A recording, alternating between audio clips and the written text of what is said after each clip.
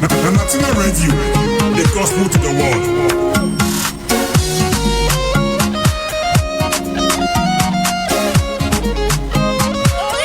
Natina Radio, the gospel to the world.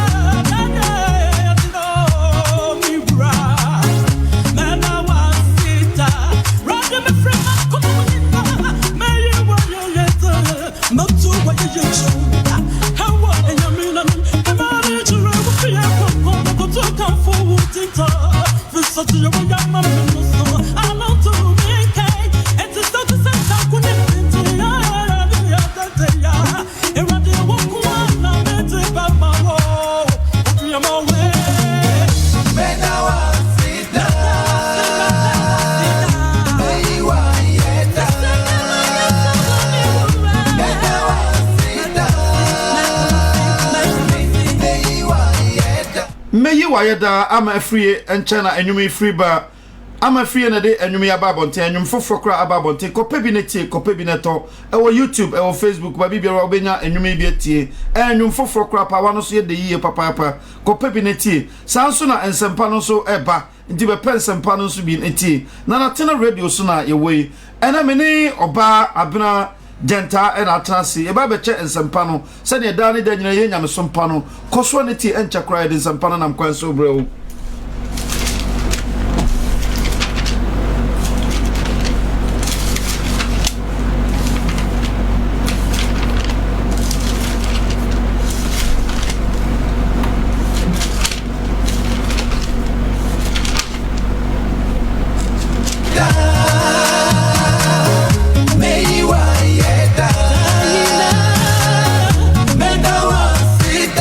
Natina Radio,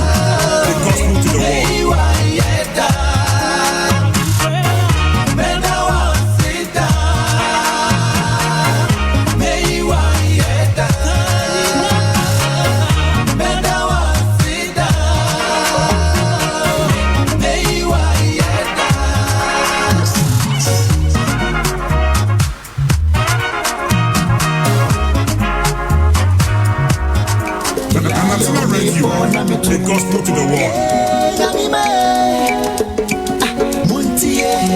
media sempanamo open your papetia tie Nanatina radio open sempetia tie Nanatina radio yeba munyumba tie Nanatina radio yeba kamunsemba yo bebe munzi Onyankopon asomdwe nka obabi biara wo ene yenuaba Grace Ashi ene yete nka osese nye onyame a anka obonefo no aseye nanso Onyankopon adaruma na adum ne humo bronti meno edaso ekoba tetrama edaboje moja edi mu afusani yamfa sedama otwede empo Onyankopon ono nkuto na ese no ono nkuto na efata no enanso ya transe bio nyamso padwumadi ni se ne ye ne da bia no meni aba abuna denta ena transe ye de ensampai ebremu ne na sani a yashase afri America kra a etwamu ni se yetu asuo ne asua esu ahodo afri Galatians 5:19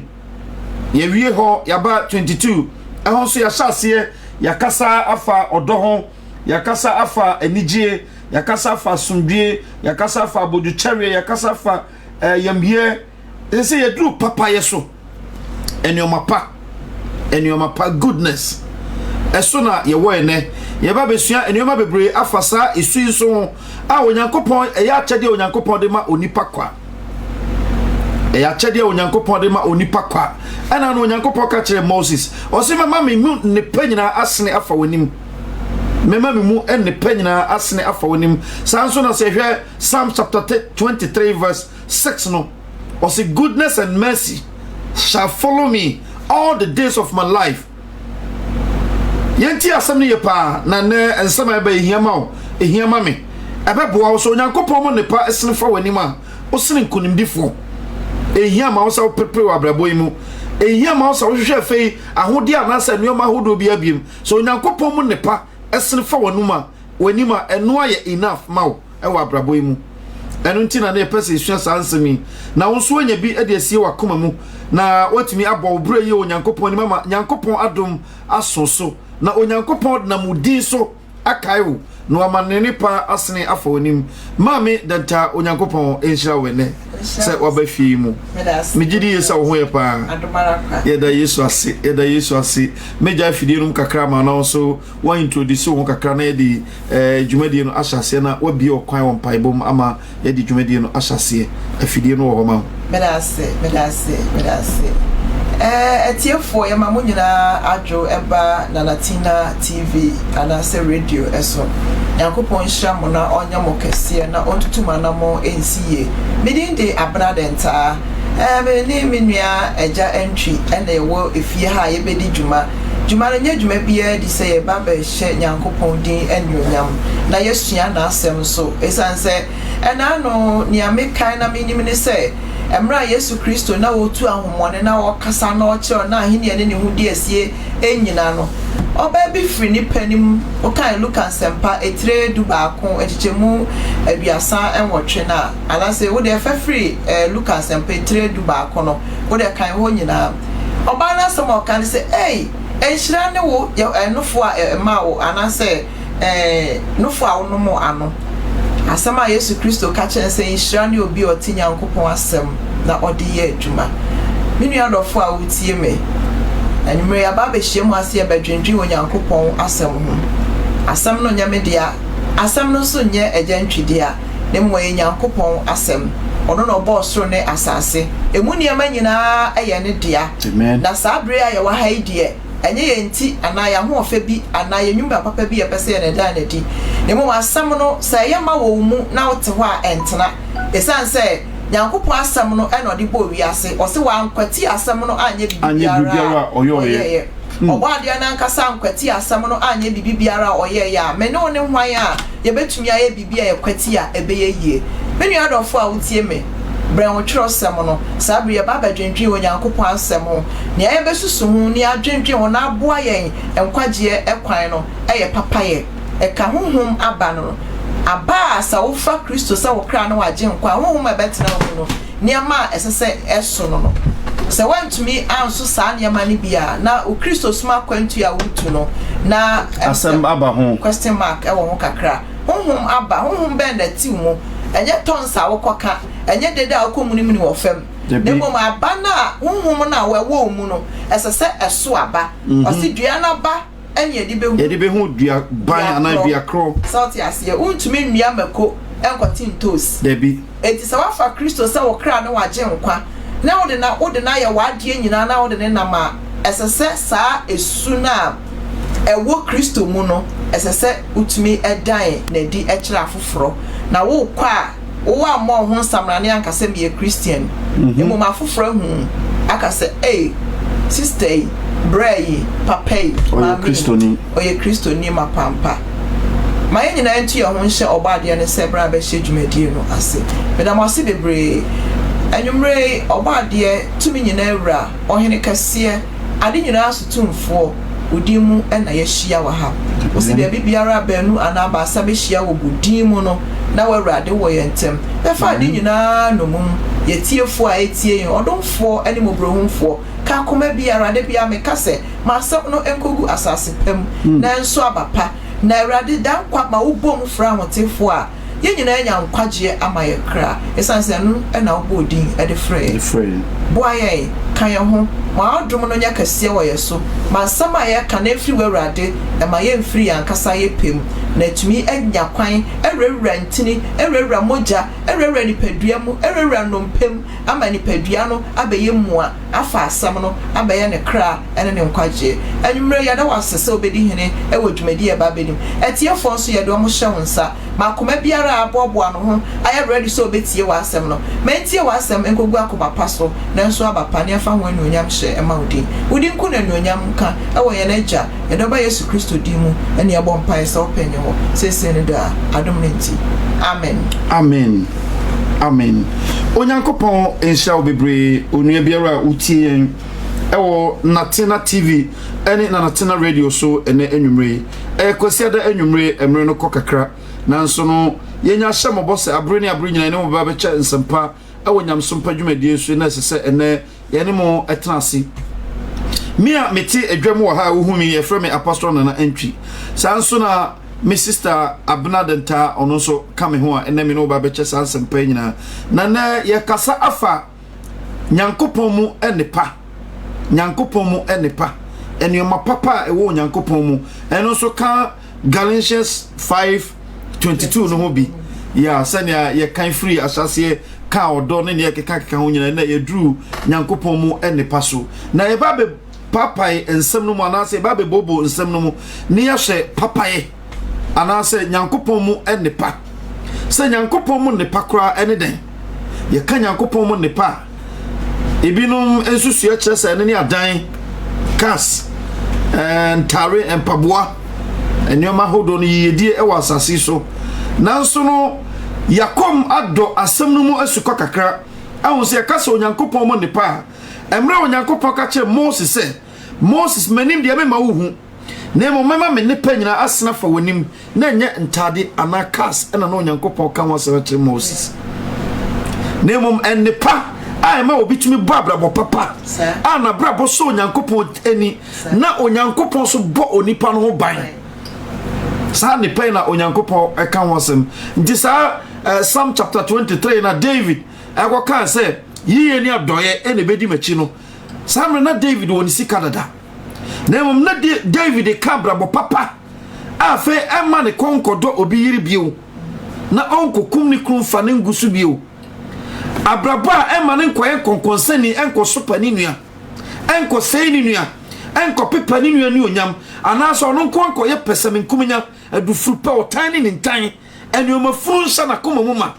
na mom obeye onipa obetumi atena onyankopon fie na wabɔ ne bra so Kristo ni ama na bra ba so onyankopon ni na onyankopon so abɔ ne ho ban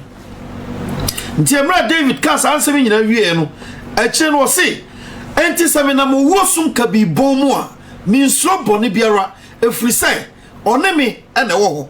obiara onyankopon mu ne pasne fa wanim bia wo bambɔ sa oni pai na ma nso hwe enti no se be biara ehu wo no nyankopon dɔ no enwie peye ɔdɔ no so na di Galatians 5:22 nanim ɔdɔ no na wo sa ma nyina ɔdɔ na wo papaye there is no way obi a ɔtante na koma mu nyoma papa betumi afiri ne mu aba no way na mo obi a odoti ni mu a wonye nyankopon adom sa nipa produce ni o ma papa because o ni papa nti na topic no or say the spiritual fruit of goodness enables sinful man to do good and to be good tio ho mo aba eye no ma papa ana say goodness aye kan wasemi ema onipa bone tio onipa bone a oda techem abra techa ye ne ho fi ehya asesa fi o hya ase aye nuoma papa afa ma ne be ye ni papa onye ni papa bone bio nti emra Paul na oye so no na nyankopon mo ne pansrim fa nanim na Paul ye nuoma bone Paul so osum nyankopon sa amre na osum nyankopon ba nyamena na osum no se ode sumabosuma na nkeye because nyankopon na osum no onim nyame a one ne nam because nyankopon na kasa nsrim fa nanim no hu ni mo nepa na fe wo sase so de nepa no eye adwuma na wo mra one nyankopon honhum sia wie no o se mase amete enya me Paul biem na mom ni a wote me mu nti aduru ba bi o se empare me se me di me nipa dua kwa ye Kristo akwa no be kwa kobo adwaman adentia fi se nyankopon mo nepa asene afa Paul enim nti Paul nkobone hu biem John kra de Kristo su dua se ne a nyankopon awo no enya bone adentia nyankopon mo nepa asene afa nanim ena question me pese me bisa ho bia na oda mpaso bia na wo adwuma bia na otika mo na nkwanso ko adwuma question me pese me bisa ho ne se nyankopon mo nepa no asene fa wanim na sansere fa wanim a yene mmode sesa wo bo Paul se mirika me tuoi ana kutuku a me boy enya se me bro frama bi keke na mo me twe me mu akomanim na ma pre akopenkunim bo enti so Kristo ne obotae enya sa wo pre ama nyankopon mo ne pasna fo wanim na ne pana besiesie o na ne pana hwewso na ne pana bo ho ban wo bregu na de ba kuni sane me kan ne pana senfa wo mu a afewo bo hu se nyankopon do no enya odo bi keke o eya kokoduro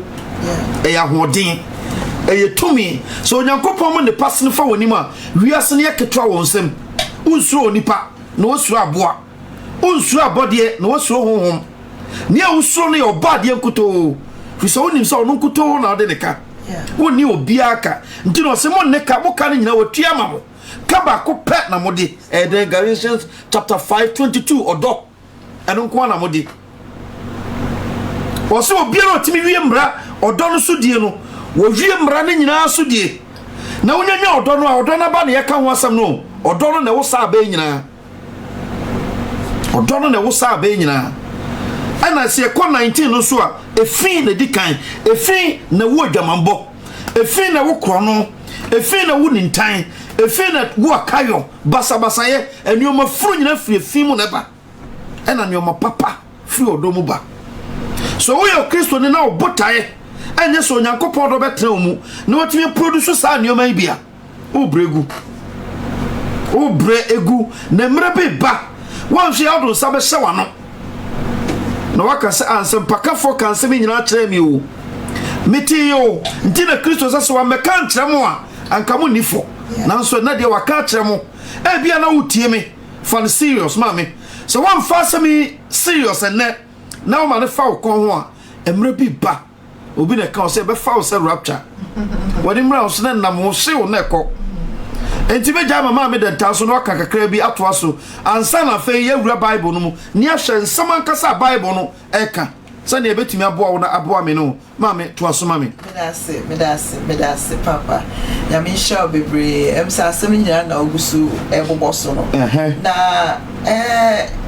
uhum aba a Bible ka se papa ye say ebetumi atenase emse uhwe Old Testament na ABC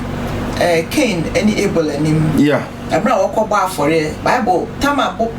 Cain entumi anye amana nso Awurade Nyankopon anim Awurade ka kire ne se me de papa ne bone masi wanim da wo ye ni ya anka wanim beti aya sama emu ye duye pa ene no ye nipa a Nyankopon aboyen frimre santi besi samre oboye nse ne nsuban ne seso e no de papa ene bone esi enim osi hwe papa na sua fa papa na ye na obenya nkwa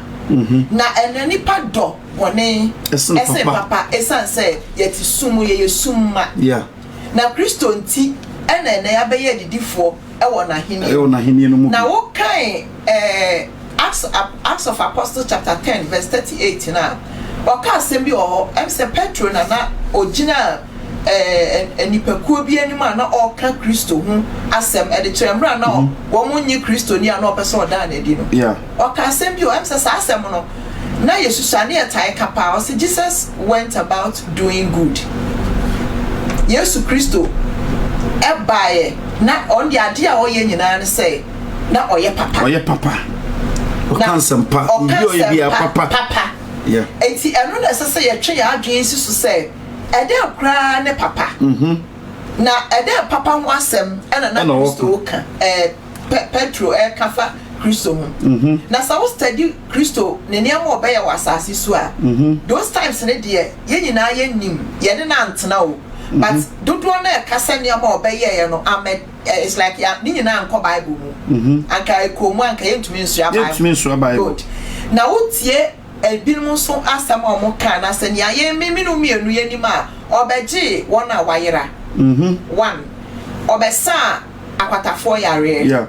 obe ma wona okom edi obema omaduane niam bebre wona ensama okyerekere ye osi obi shat obi wontare mienu na obi ni bia yeden koba ni bi mani bi wo aduane na okom di obi a mani bi moni wi ase han red that be people so to me hinta moni asase so nkyene se nkyene da ofanya hwi bi obi se wo hwi egu mani petieti aso sansem wo nyina onso kane a emfa nche kane adua ase na momodi sikane adua ase na hyira sana Kristo eba ya obeyeye ne niam obeye tetete ne nyina enne meme no mienu na ama ya beye didifo a ye ka yenso ye ka de chidie no bi wa ye homa se ye esanse Kristo abewu ama ye nti no ye de nam ye ekọ adom ahengwa nanim ekọ bisaya haw ene ye dadwen ma onu firi na adom ne mobro hu etie ye mpaibo nanso nnwuma na eka ho nnwuma pa na eka ho no se ye de ye ntumi nye miracle ye ntumi nsayare ye ntumi nye ayi a ensam ena oka kire wo osese okom de wo nua maladuane papaye se ukopie baabi ana se unwuma kura wuwom se ukokopie ho unwuma usuban a obeda na di eja se ukopie enwuma mu ana se factory ana wherever it is na ukohia unua bi ewo ho na niama oye no ubisa no so okwa asori beka cho se okwa asori oyo jiji ni but esu oda na di no utumi hu se enioma papa enini mu se obi mpo wawie na adwuma na obi ye adwuma na utumi se onipa ni wie no akwakobo ano no akwatena se seriously me call factory me hu bebre na there is this guy menene ye adwuma okoye adwuma foforo another shift and okohia ye kromfo ibi eti omo ye adwuma na niam girl ne ye ne nsama nkofo ka no ana guy ne se o share da bi sansa wo kwa asori ana o se be a believer pa and o se na niam ekoso I se nkofo nsheda ono so oye tuntum obatonye ye nkromoni guy na ono kasa asem no eti asam o ka kire ne se onim obi wo sa ye shift na na whereas na em say or refer se onimiana because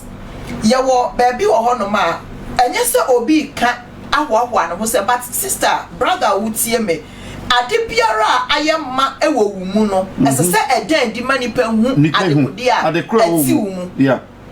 so ufri ne pa eboabo ne pa no a ese nyankopon di anyunyam but enne no yenwuma mu ehọ na ye most important because efie de obia ne wonte na be bia nipa dudu ogu no unwuma a obeye wa approach wo kasa wa di nyina mu ni pastor di say den e be free mu aba apie because a new me free umuba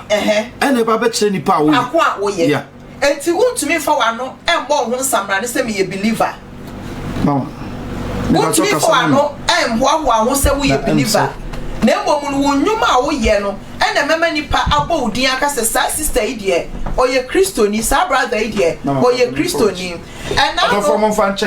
seconds ena no BBC wo twrosemu ana onua Cornelius enso Bible kasafa no ho em say no meye ogidi ni o Cornelius meye ogidi ni but na onim Nyankopon se ne na Paul so enim Nyankopon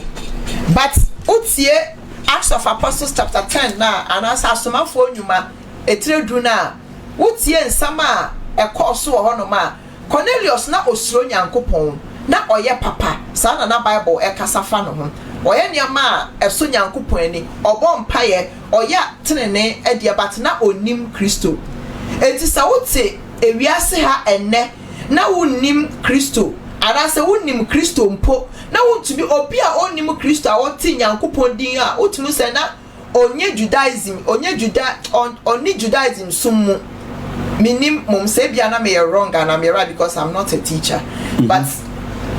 Cornelius ne de Bible say na oye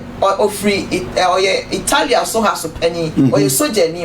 ah utumi say tama na John the Baptist kura ebo asu no so ya for kra kon ho ko bi say munye obi ya high na I mean say we soldier ni anu je say we de ehunu adwuma na say oye because soldier for minimum de ehunu adwuma na omo most of them ekọ say it's like fine country na I employ say okuba oman ma omunyina no monye den omonko ema oman no but edu ba bi etumi be form say monko hunehuna but John the Baptist subo na no obomu no asoja for ba no say anaja yeso yenye den osima munya nkrofo he amomo market anya den ensomani na wo hwe Italia so ha so penye ye Cornelius asama ye ken ya Cornelius so na oye big man pa and I say okra send your Bible kafa no ho no a very big but wo hwe ade a ye kasafa no ho Bible say o say na oberima bi wo Caesarea ni dindi Cornelio oye asrafu ku a wo frɛ no Italia de no so o ha so panyin oye de ferini na osuro Onyankopon oni ne fiefuo nyina oye mobrohunu ade bebre ma enkrofo no so na enna no ubisa ho na meme bisa me ho say sa esu no atim on de no onim Kristo but na wati Nyankopon enka osuro Nyankopon but o hwe ne niam na oye na sa na Bible kafa no ho say osuro Onyankopon oye niam bebre na oni ne fiefuo nyina enso esuro it's like wa be somebody atete ne fiefuo mo so be den abesuro Onyankopon ene efia ye wo mu mpo no obi nhu se ye Kristo ni mpo na wo dia betete o ma ana nipa wo fie ho say omo be fa Kristo because usu na wo dan na di no enkyere ade a efiri wo mu ba say Nyankopon hom ye den ati wo mu eti anuanom ne ye ka nyina ne say honhom aba na wo wa be fa Kristo say okra no age nkwa no enya kasa ne nkom hye dabi enya ade a wo be portray wo nipa ni mu asori dem but enwuma na be firi wo mu aba whether say ye adwumam say ye wa wareɛ mu say ye be biara wo be kɔro ɛsɛ sɛ wo da anwuma pa adi papa ye enye say bia obi force no so person kyerɛ say onim but nia atwosɛm no kan say ɛsɛ sɛ wo ye obi a saa honhom no aba no ebiti wo mu sɛ wo nim papa na wo be ye because ye wo papa ene bone enye sɛ adoye anase wo ye we but be a esesa wo di we to no esesa wo de to obo okro nam na bibi say ya no wayi nani because anya ne dia so wo attend to sa call na is part of papa ye no wo ye no Bible send you onim papa na wanye no boni ma no agide ma no enti sa hom na abetena wo mu no sa ba ne nyina aka ho se ukoto so obi ade ese ya ese se ye ba wo mu ana se ye part of you say me presa me ye ade ne ye na ahye Nyankopon anuonyam empo enye se nipa no ho nko o but nipa ni ho mpo no because ade a wo ye nyina no eye Nyankopon na wo ye ade ahye anuonyam because obi ba mpo no obi say oh madi na ese yo oh sister oh me na me homa fa de aiden me de ato ha de aiden e de amount em say for as time goes on medane afidie no ama ye papa entwina ye kakran so ho no mo de beka wa onyankopon enhyɛw menuaba denta onyame enhyɛw bebre sɛ wama ho kwan awiemre ma onyankopon ate wano ana obi wakoma ma otimi de saa nsɛm nyinaa ɛma adasa adɔfo mu ntie nsɛm a ye sister kan ni yepa yan kan bibi in Matthew chapter 12 verse 35 kan see 36 no mami na yentie bibi a Jesus eka wa say there is no way a dua si ho na ni dua na nkasa de siwe ni nkasa dua a obekoso na aso bobeda no way Bible ne dru baby was so ensuo mienu a efiri ani mienu mu ensuo baako a ewa ani baako betumi efiri ani mienu a ye dede ne nwonwo no way okona sensuo da ho a ne epie firi mu ba no eye de okona sensuo no da ho na enye de there is no way we kwakoto sensuo da ho ana sutre da ho a esene ko osa hanom a dede okosa hanom a nwonwo ensi ebi say ni ho so there is no way a onyankopon nipa nyankopon nipa asena fa mu a ne pati mu wobetumi awro enuma bone dane de nyina agu mountain so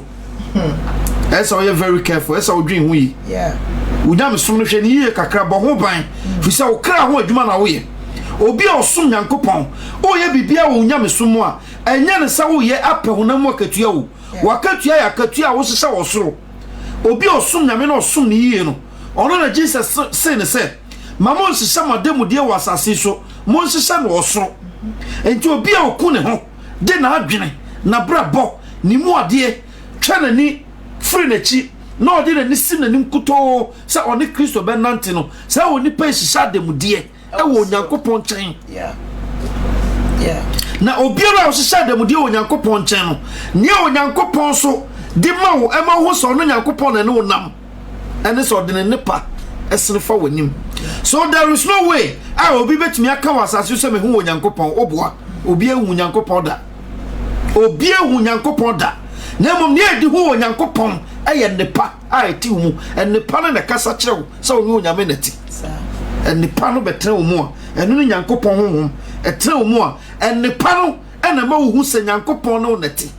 ansa na fe Nyankopon nam akwa hodo bebre so ada ne hu adi akirewo amo so no ne wo Emmanuel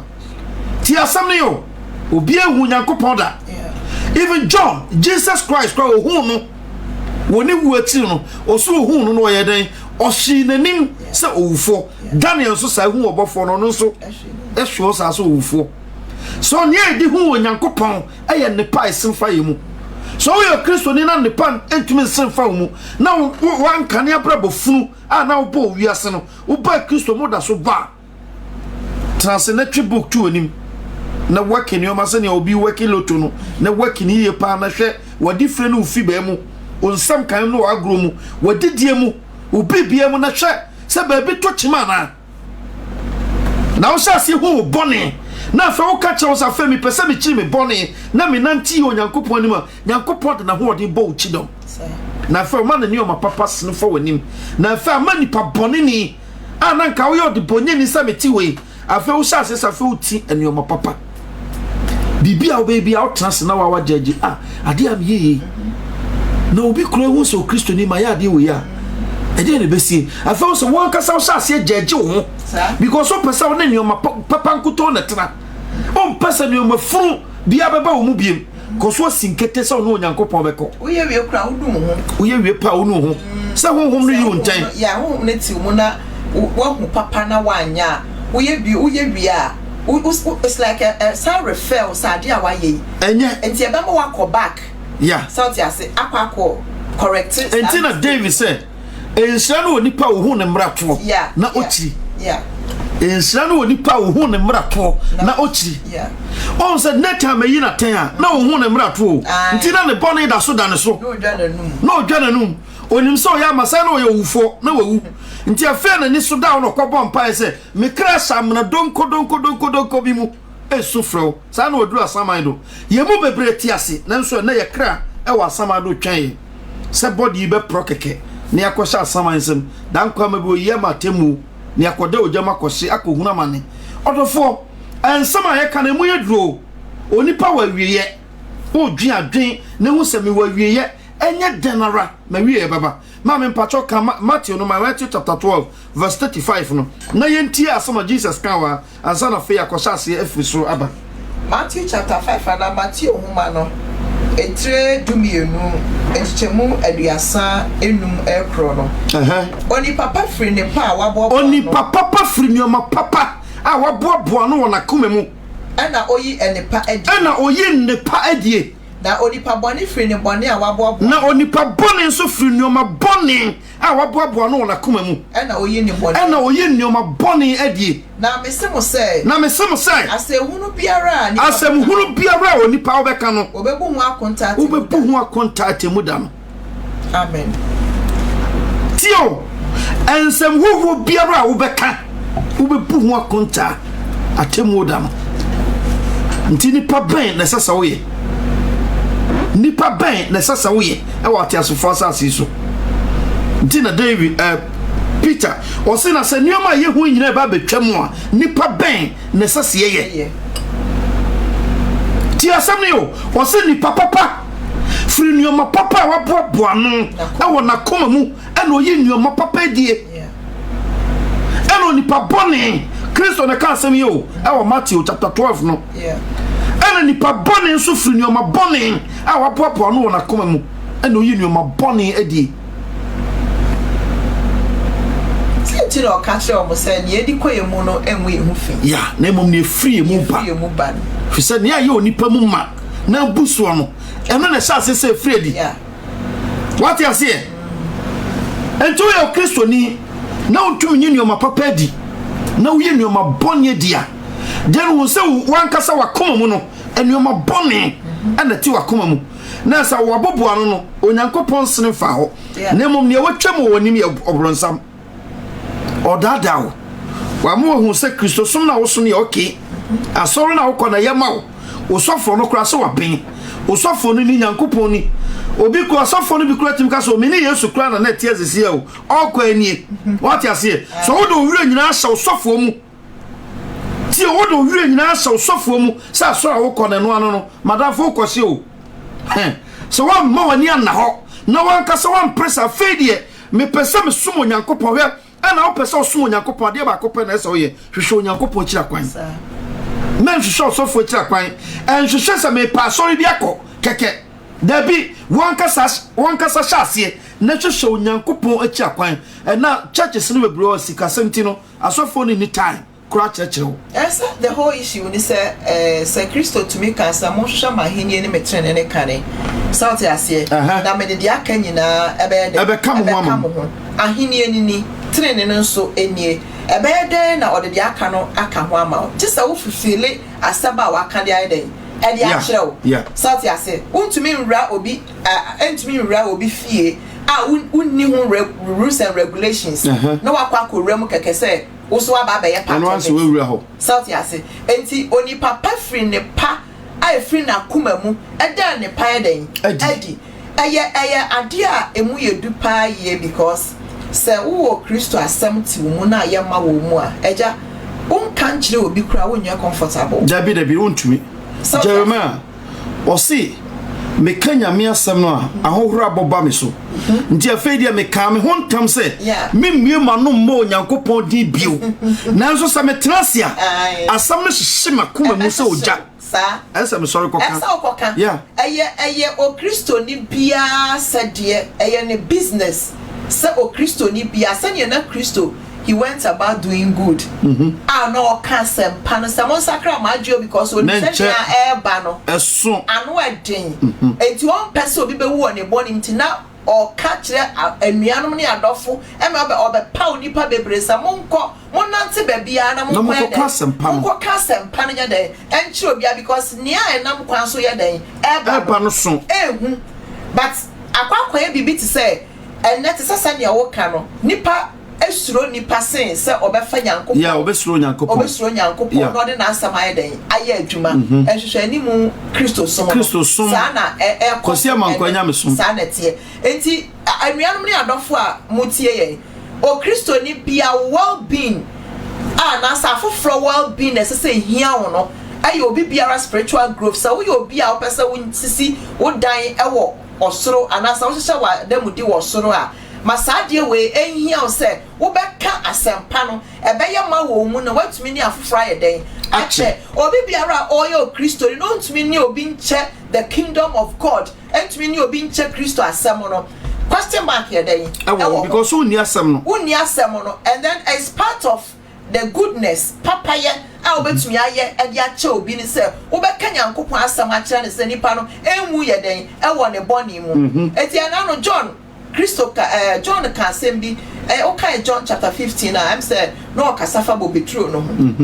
na wo hwe nsama na o ka wo a o se ma agya ne okuafo no so ti ase mini dua no mini vine no mo ne man no dua biara anase man bia enso aba no ye betwa matune eti sa obefa Kristo na wontumi nka sempa no enkyere obi a obetwa batwene ana wontumi nyi abrabo papa edi sadati obi ho ansempa no kra ne teche man ni wontumi nka nanso na brabo a obo no e sempaka ya abrabo no tumi obetumi hwe ne se abrante yi de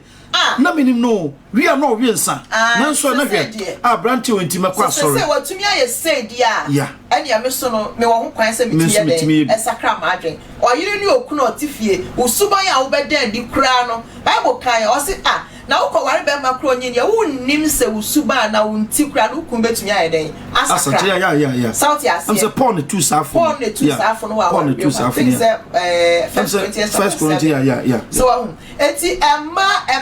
anuanum ne adofo a yetie ye bodewro ka kire o se papa ye honhoma ba no uyo Kristo ni a esese bi dan di ewo wabrabom and then bi a obetumi aya ne se honhoma ba na eye papa ye no entena se ma wonkoye bone ma wani enye ewo bone ho ebe hyew se usuba ne se wontumi nkoka asem mpo ewo abonten a usuba ne betumi asesa afoforo ede wa ye den abre Kristo eno ne mo kane a enhyeren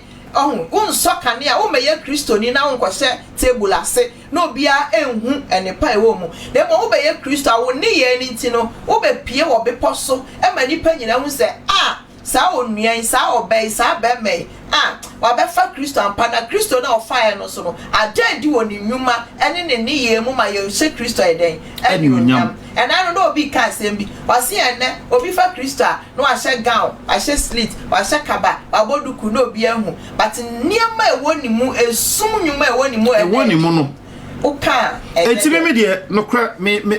masua enioma bebre afa Christopher dressings na nasefon ya na mentan counting bebre do oba wo dress ma wo dress ni ehu bebre ya na eni ya na ehu na mo dress no ma me hu a ya na mentan counting ho no bebre because on so Satan no ankasa ye no han bofo so enene mana etashe gown tententisi omonase na omachim duku no omo very dangerous sa Christopher no wo ma so mu yi no kro a Christopher a ye de honam nuoma chelse ye Christopher ne ahwo mu yi a Christopher na kasa to Christo do mun tentan no omo life ne simple omo valuatory adia o sorry a o value nyina ne se na bra ba kasa o bono na kuma e be dedi onyankopon anim na kuma John the Baptist Bible say no de duabuna na se aboa ngoma yeah or the room or deep to mebe yes ni tiri kura no yiwai ankada rasta man or the room what you say na so cry say obi eni oba wo no aba asase so a oye den sen no nti o say free ono no so ba no obi a o free John achi ba bia no wo hia betire asa na wako heaven yeti asem ni o so a Christopher ye botaye nyina ne say enuoma wo yakoma mu ya dwene ye be sha asesi ede na odwen fa wunua ho wankasa wunua o ma me ba o papa ba ede na odwen fa wunua okuna o ne ne tifie ede na odwen fa ho obi ba wachim no oba tan kasa ba wachim no otwa no san tan ba no yenti asem ni o so ni o mafunu a sha wakoma mu a ede wo nam eno na chesa atemu da no ukobu akonta kodi bem ana wo akodi fo e ho na problem no ti asem ne pa na odwene no ho nyina hwia nti no se nyame so mpa chire no ahone na di ho wo nyina hwia afa na fa wo ba be judge wan kasa ho oba be se wa shatari pie e de akwa abonten hwe osoro na hwe ofam na bi sa wo se kwa me ko eye because over your Christiania why is a judge I think say Revelation 19 or say 1910 hono or say the testimony of the person misquoted. Let's read it. Be pacho kokai mai na do right here. Yenti assembly order for enti amfo nyame som enti na duru ba bi picture tu fo o se mano mama mfo nyame som ne nyam mesawa ne nka wa hye ne ne keka ho na mumunye nipa muduo wo hunhumu abrabo pa sani asara mu yi abrabo pa die no sa na muso munyi abrabo papa die so wo yo kristo ni na ne ma papa ntimi firi mu ma obi kura timi kasa twem me kwa asori aba ampa kwa asori ba no ba beto aso o se me say b you know 19 verse 10 ho na abate ewo asiesa o se na me hwe ne na ase me koto no na o ka kire me se hwe enye sa me ye wura kwa ene wo fie nua onua no ma okura Yesu adanse no mu bi onyankopon na Yesu adanse ene adiye enhonhom no enti I'm say another way but Ephesians chapter 2 I think so Ephesians chapter 2 so o de kasa me enti me nua no ma do fse ohu a opa yen kokan Psalms no bransa ohu na fe yakọ yen kokan Psalm chapter 31 no uwia. Okay, Psalm 31. Yeah, Psalm 31 verse 18. Yankai Psalm 31 verse 18. Na yentie assembly a David ka ho. Ena ya kasafa enipa. Nyankopon mo nipa. Eno na bo Christopher bebre ene. Ahintai. Ya dwene se. Metumi akwa asori kosiada. Makotua me tight. Mato offering. Na madana me ho abafie. Na osofo nsampa kakra okan mate. Na me dia abafie abetena fie na no ano no. Ti asem yo sani osiesie no kwa asoro kwa na esonko ena Christopher mai binom ukọ party ase na ukọ hu o Kristo ni ba ebinom kro ho mo gina Sunday mu ye worship ebinom ye worship asan obekọ no wa burse sram arade na so mpanimfo obekọ ason obekọ party ase mo na chensa ensadin tio wakoye nyame de na wie we anu aka twa senya Bible na kra se yemfa kasa de ma kasa ne mfa what you say yemfa unyame de ma no enti wakwa sorry na wie wa wie no ye na oba beto aso e wo party ase Kofi Kenyatta nim na ye me de se e man na ba chapel ho no ye call club on so no mo na gu on wenye nyame sumo wo dada wo me kan kra kire if the Bible na ekura ya no se Bible na ye no kra pa ma Christopher then nyam som na also no dada ho if the Bible na ya tro dia fine se Bible ekura ya tro obi ansi ho kwan na mom se Bible ye kan ni onyankopon asem a ode amayen se ye nchima ye nsua na yemfa so na ntemra ne ncan then kwan na onam so hwe ni ye mama kan Psalms no Psalm chapter 31 verse 18 tie sama David kawa osina ma atrofo ano mmua ma atrofo ano mmua wana waka otenene ni ho nsem wana waka otenene ni ho nsem a ni ye nyane ahokyere ene eniamo ho ahokyere mu ne eniamo ho nsem mu na osofo preaching no ebeto aso osofo no oto aso akọ osofo preaching na obi asende message aba no odi watem say o slave master na di we ya bre na nam so nti chese nsem na wo kan ko wonim nyansa tio oka oteni hu nsem oseye kwan so ne eniamo kwan so mama to aso mame 19 no ose o papa wo di asie ama wa wo suro wo no sade esi sofa o papa wo di asie ama won a wo suro wo no sade esi sofa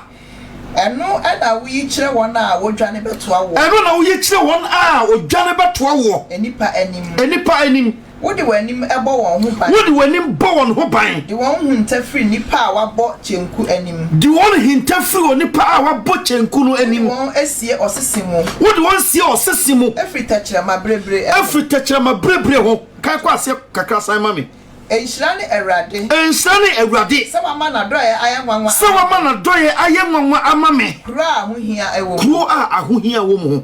Ti asema Bible no ka o.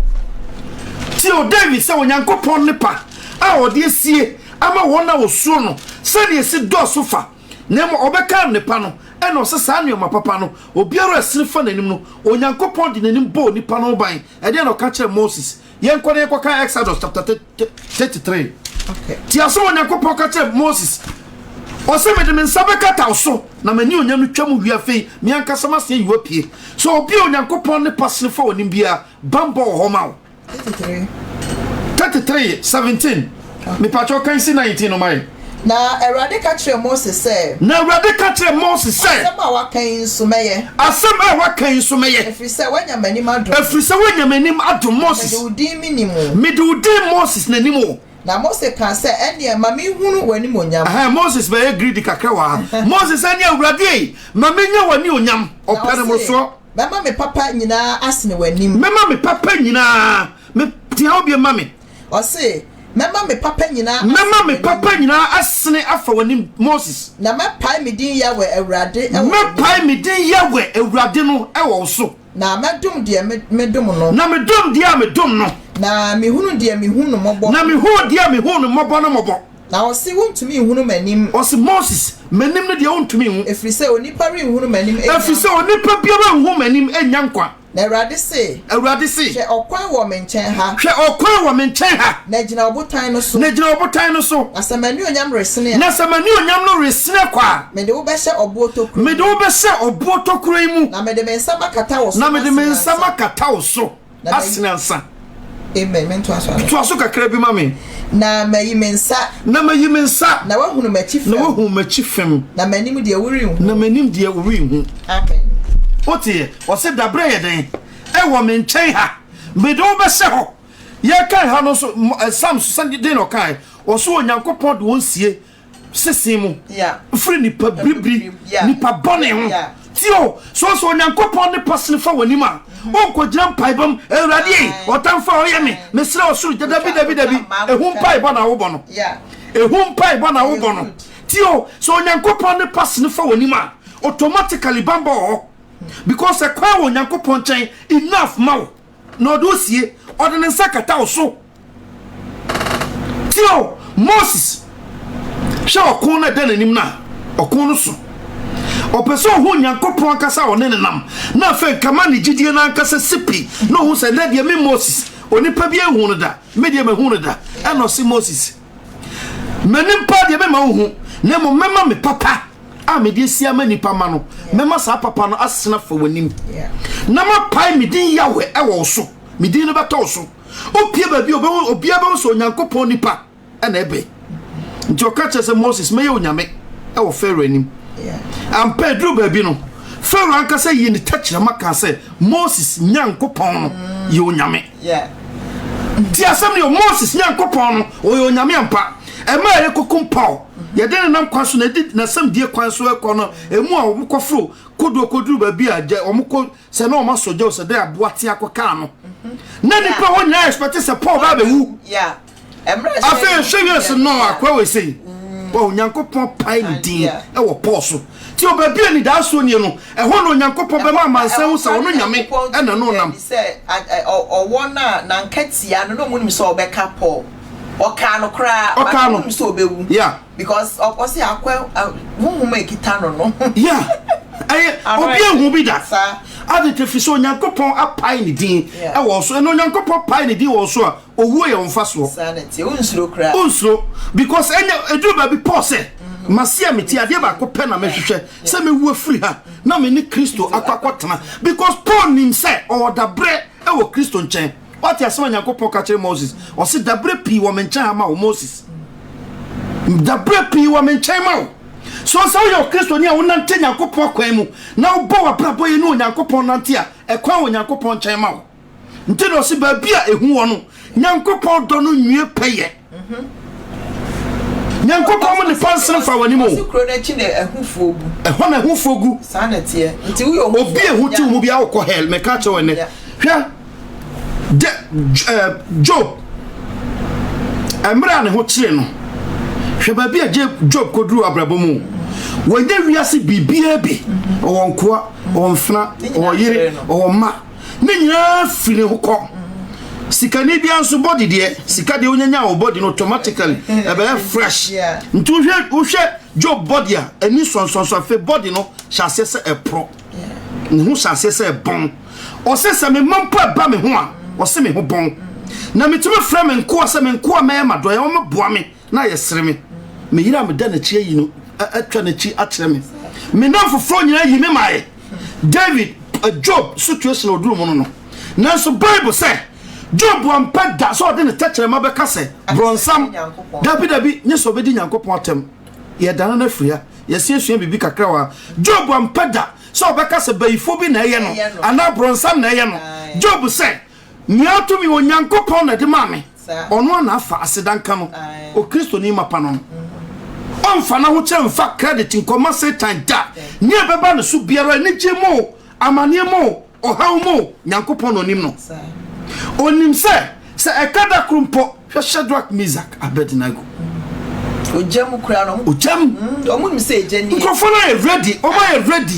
they are ready identify se nyankopon hwe me se so nyankopon mo ne pasne fa omu a ade a wonsuo ba ko wo wiase yo wu na mpo se wo Kristo kura na wo sori anopa na wo nama enije bia eba wakoma mu wọ́n sẹ́ níyàmá yẹ̀dí achichiri yẹ̀ ho sorry níyàmá yẹ̀dí achichiri yẹ̀ ho wò wíase ẹni mu níyàmá etwa mu akọ na ẹnu aso na egugu yẹ so a ẹtete yẹn because saa níyàmá ni nyina ẹba abetwa mu nyankopɔn honhom na ẹtena hɔ daa no ẹbẹ ma yẹ nkwagye ni mom no yapo mom na yẹ tete yẹ ho yase níyàmá ho south yase bata no so mom so kura abɛsɛe enni chafa ɛwɔ yase tema acha ade no kura wapro ho atɔ ebedu baby na atwam ti asama Jesus Christ ka che suafo no wose mu ho behia mu wiase de nanso ba mu mane momu fi se medi wiase no so enkunim so problem ne say na woni wiase prigidi wiase na kasa wo master so wo defeat no amawo so ne wiase no de beba wo so bia accept it now the two boss na twa wo nyankopɔn ti no so wona wo twen no ade nyina di boa won na hwe asama ayi Paul ka Romans chapter 8 verse 22 wo so wona wo do awurade no ade nyina di boa won ti o wona wo do awurade no ade nyina kɔ eba be di boa won na wie won yi papa nko a wo se minima dwen kura ma dwen wo ho nya bone de na mom se mema wo wie den na o de papa na to aso ho so obi a otim na nyankopɔn nante ewo no kuremu na wo se nkete se wo no nyankopɔn be kɔ no ade a wo nyankopɔn de ma wo ye ne ma papa nyankopɔn on produce ade bone etina baby ana wo ka se Kristo ni de obi mu aten ana se ye statement jala me se me hwehwe quotation bi na a support no se o kai 1 Corinthians chapter 2 verse 15 na osi na onipa owo hunhun mu de obu ade nyina aten onipa owo hunhun mu obu ade nyina aten na ono de obiara emu na ten se wo was nti se wo yo Kristo ni a you are in spirit wo hunhun no ati mu se Paul na kasa ka o se atenefo na kwati atemu sanity obi a wo bo abrabo ye bia wo no ya jeje dada ye bubim dada it is okay brofo no say the spiritual man judges all things but he himself is not subject to any man's judgment and then so one ma obi mu aten because of one nipa na efru mu panitino wo ye no obi be ka wa asama na ho ye nipa na hi keke no ka to so but obi mu aten so ti ase say ya ba be chi no sababa chino sa asofo dwamanfo bi a abra dwaman ya chi o ma chi o what you say osofo no abo dwaman na ya chi o ya chi wa osu na say David Krabo bi David o osofo oyo ada na on kasa Samuel bobi ada na on kasa Jeremiah bobi Isaiah bobi Nathan bobi ya misinterpret Bible no so ti ase obi be ka che say David saya David nyo osofo da bia san so ohene South ase ena wohwe so ne Eli omunyum omoye na aye different from David. Yeah. So Eli kura no Nyankopon bufo na ne bufo no nye Eli na kasa na ye bone o ne manti Nyankopon se ohun se ne ma no ye bone wanka so wa ma Nyankopon bufo no na just imagine say so ono ankasa ne ko boss ono na de ma na de da waso na de na Nyankopon ne mampo ko ye sa bone no Nyankopon se maka me hontam sa for ribo biere no a bebo de apepa Eli mra to o manim menti ase ti onipa de obefa Kristo a esese ne agentry kan no upie kura wa ho siesie esese wa wo jeje wo ho yeah ena obi ankwa jeje so Kristo ni mponi yeti we yesi mo mayemu aten Salty ase mayemu aten but you right ye yi nten sa ya wo ye enye because o kan Timothy homa na ya dwuma ne ya aten yi ten ne ho aten yi Salty ase eti wo ya de outumi ka che onua no o ade a wo ye enye jai na moa utumi ka kire wo nua na onim se ne se onua bi ya ade osofo bi bu abrabo bone na uhu na okasa osofo abrabo a obi nya ye se ubu na ten can we just even a Christopher na ye ne matemwo ne aten ye kura mu susune ya kan nyina bom ukoka obi asama because Bible ne ye kan ukoka obi asama ose ubu na ten odwen wa won nti ye kan no ntuma na na ni pansai sa ye nim difference na say obi ubu obi ata o condemn ni pan to death and who condemn nipa no say nipa no ntumi e ma normal ukọ court eja ukọ court ni ese wa ko wi ade ni e du ko gina adaka animu a ya judge wi a uni hwe a uka biom ya judge wa wi na mo memra aseme na mabeto so se wa bokro no ma ebia ma report you ma police abecho min judge o judge da bi min judge o Salty ase yeah o boni amahu na me kan wo se Salty ase enti ukohu obi anase obi ya ade na uyi na adwensis u de na adwensis so menua akwaya wonam so emoa wa menjaje wo ye but me nkotena ma adwam anase me mfra u begina manim e kan tell se menua obra wo boi asema wo koyado u bewu e wo boni mu be say I don't know obi a judge ne tenase no condemn you say krono ya wa boy be sentence you to 7 years imprisonment that is judgment yeah men judge wo ye say wo be wo body mu me de wo kwasha me ma wo mpie bio me nya wo sa but me twa wa adwen asusu say onua dofo ade a wo ye no bone na wo ye ne so akatua no owo so repent dan fi ho any judgment yeah Salty ase enti maye ya adwen nya say obi o ya ade no obi twa wa adwen asusu a o judge o there be asase e hu difference so woni ma okọ Google na okọ judgment and as judgment hu and 10 years so say no ye I so criticize obi so be criticize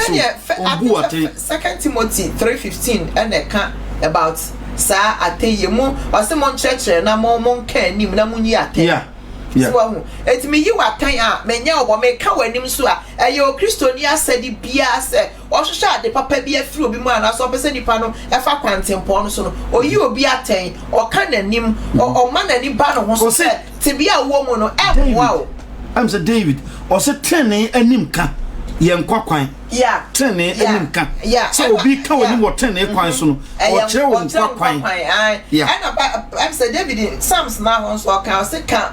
onyansafo anim no obedo na okwase ade nka nanim no obetan wo eti obi on partner tene no so judge no Salty ase enye judgment wahu eti anuanum ne adofo amutie yen ahohoma bana ye kan yegusu bo hu dawro na ye papa ye no se wo be fa Kristo se okra na waje nkwa ese se edadi e wo wabrabom woni ukunu very important woni wabusua woni asafo awuwom oman awuwom eden na nipa kan na no kra Yesu bisa suafo no se sen na nipa e kafa me ho what na se bisa wo ho se sen na nipa na me ba ha kakra me o te se na suafo no kan se ye te se oni obi akoda David ye te se so akobi obi abi Yesu ye te se wakodi obi go o de asuafo no kra enka asuafo no David ne e kafa wo ho an se Paul de ne de Paul no se Paul ko jina baby no kase wiane abase Paul yo trofo obo asama and so I tim to Paul so na no simple so asama ye to be ka ana no so de Kristo de hyɛ ase se se via se Jimmy di ase Jimmy nsɛm na ye be Jimmy nsɛm yes enti aba de normal what you say na mo mpa sa osofo wote ho na oba tumi aba abɛkyerɛ time on ne da ye memre ye e masem na we dey kra be ye osofo we dey be ye osofo a mra ye dwamambɔ dwamambɔ no John am say John the boss akokɔ no say dwamambɔ de mo ma won tidin kra wo mo ya dwamambɔ de mo ma won tidin kra wo mo ntem I think say Paul the boss akokɔ no mama fe tutu mi kan Micah chapter 6 verse 6 okay Micah chapter 6 verse 6 Edia na memfa memra Awurade ani. Edia na memfa mra Awurade anim. Menkoto osorosoro Nyankopɔn no. Menkoto osorosoro Nyankopɔn no. Memfa ɔhyeafɔde memra n'anim. Memfa ɔhyeafɔde na tetefo no bɔ no. Memfa bi mra n'anim. Nantwie ma wadi afiafe. Awurade ani bɛsɔ adwani. Awurade ani bɛsɔ adwani ahodo na na. Enwu sɛ asutene mpem dudu. Enwu sɛ asutene dudu. Memra tunti memfa mabakan memma. Memra tunti memfa mabakan mebɔ afɔde. Anasa meyafunu ma mekra. Anasa meyafunu ma mekra mra tunti. Esi 7 no. Me patro kan kɔma me. Ɛwɔtwe no. Wakade ya kyerɛ. Wakade ya kyerɛ ha na ya me de no 8 to boss na twetwene yi ma me. Wakade ya kyerɛ. Wakade ya kyerɛ wo. Onipa. Ne de Awurade hwehwɛ no wo. Ne nuaba wo Nyankopɔn hwehwɛ firi wo hɔ. Ɛnyɛ bibiara sa de tene ne ye. Ɛnyɛ bibiara wo sa de tene ne ye kɛkɛ. Ne adɔyɛ pɛ. Ne adɔyɛ pɛ. Ne ahobrɛaseɛ. Ne ahobrɛaseɛ. A wode ne wo Nyankopɔn nante. A wode ne wo Nyankopɔn nante. Me patro to aso kakra bio. No. Erade ne refre kro no. Me patro men to aso kra bi me nipa beti anu wate no. Ma me oti yo. Micah chapter 6 wo kan kosi 8 na. O se eje bibia no Nyankopɔn hwehwɛ firi wo hɔ aname me hɔ. O se se kom de me a ɛsɛ so mo nyina ye media. Enye wo na me bebisa wo aduane. Nyankopɔn hia wo hwe yo. Sika na de kɔma asɔfo no yɛmfa nkɔma nyame. Asɔfo na na spendi. Eno kura asofo no kura asem wo ho se na yesi disika no asem wo ho because asori sika no enkrofo deserve se kedibi no omunya ni obakofo na edi ti asem no yo enti o se Nyankopɔn hwehwɛ wo tight on hwehwɛ wo offering on hwehwɛ wo bibia tight and offering ne ma yeyi asoro no yeye de boa asafoto no sa asafo no benya sika kakra bi ato na obi ho kan ana asem to obi a ana ohiani bi ana so oyarefo bi a obre no yetimi de bia yedan akoboa no nti ne yi sa ne ma ne nyim fa nkoma Nyankopɔn na ansa no bi betimi yi na koma mu ayi tight kra de akwa ma Nyankopɔn ni asom na sa ansama Micah kan na nipa na di sanse mi so dada na adetene ne ye atini mu adetene ne ye no ba adoye pedi akire obi a oye tini ni bia no ehyenenum kro obeyi diama ehyenenum kro obeyi diama obre ne ho ase o se sannioma miensen e na woti no Nyankopɔn de nante me patcho kan Matthew 23:23 mami Matthew 23:23 we di abetom keke yen kan fa ko se Christ so kan nioma miensa e wo ho Paul so kra kan bi ba Paul de no refi quotation no o se munue mo atwerɛfoɔ ne Farisifo nyaatwomfo mo atwerɛfoɔ Farisifo ne nyaatwomfo sɛ moyi ɛmɛ ɛne numu sɛ moyi ɛmɛ ɛne nunum ne ntɛtɛ ho ntutuso dudu na mogya emra mu de ɛsomboɔ na mogya emra no mu de a ɛsomboɔ no atemmuo ne mobrohu ne gidie me patcho kan ba ko ma me ho no atemmuo ba ko mobrohu mienu gidie miensa ye na nkɛse sɛ moyɛ ye na sɛ nka moyɛ amunya ba ko no enso ansa na monya ba ko no so waka ne ma miensa wa sa ne ma miensa o kan yi atemmuo mobrohu gidie o de Micah 6 asem krona na Micah kan ho no Paul so repeated the same thing tio anuama o Kristo ne hiama wo no adeten ne ye eno de dey dise Nyankopɔn ne pa asena fa wanim na adeten ne ye no wankasa bisa wo sa utumi ye asofo kura ye diama wo na asofo kura no aye diama se beba braboten ne because ne wiase na koye no yankasa ekreti nyamsum bi afa yankasa wo nyamsum a enyina Onyankopɔn asem no so yankasa de adwene ne enim de e na atete nsore ne yankasa akreti a doctrine ene ye tutu Bible no mu ba bi efiri se be favor yin ene ye de support ne ayeka no nti Bible no ba bi o kokan ba bi a na obi adwa Bible na kura no me na that time ti Bible ba bi na obi be kan a kire me amebu befu ba bi o be kan bia me de because ba bi a quotation bi o bia me peti eye ma me ni nyina koma o enso kokan bi wa sofo bi anim wo kan so we de asem na ye ka no honhom asem o honhom and Avram bi mo say hwe obi o be ka se Bible do honhom no boayen mayen entiase e wo Bible no but on say drew baby Christ ni na suafo no kasa drew baby no monso monti ne ma yase na sa me come from onsem na montia e be de so enyom ye bibia wo Bible mu na ohia spiritual understanding enyom no be bro aka ni pay achew fa adwena da utim ni nyansa no apply wisdom no free ho nya bibia na ehunhum nsem bibia na Christopher bibia ne de wura honhom nti asema e kan sisi 23 we honhom na so de ti ase honhom konko na so me kire wasem we ase ene na wo akiri papa said na so fonia break tight offering no so from kan tell say one mabra boten ya wo hu sa wo boten ya obe osi anansi o na obi wu a yanka so mabra boten nti ekosie no asi wadua tight nti asi asabra yehu what you see enioma hia nkasa sa kede masafo no sa aduane hwe na no na me no ka asem bia ba Paul hwade apo ye ti ni podese ni trance fia no pa kansem pache wona kodua na dwo ma obi ne kumia tetoye fia brosan so betwi fam kum abrante atiko anase den nyane no onya nuwe no so woni so atete ose o se de aduane ne di owi o se trance o san de to aso ma de chiye ana Bible studies cry enye ho na ekoye ensam no kwa kan se obi tu ana ne bo afu and Bible studies was obi nim say time say near Bible studies omba na mom say e bompai kai asande Bible yes e bompai ana ye worship night ye beto nwum o amam for other churches ebeba na obekoro mu jo no mo price and come se bi na obedu fia no afafo no odi obi hontro asama ye kan nyina no say ja honhom na ye ka ho asem honhom na ba na o ka papa ye e ho asem no ene o hwe e Christopher bebi omo wo kra no asundwe eni ho dabi bebi a o kwa sorry dem a e ho na metiu maka onkoa na wa son dem ne e Christopher asade sense Christo se enhira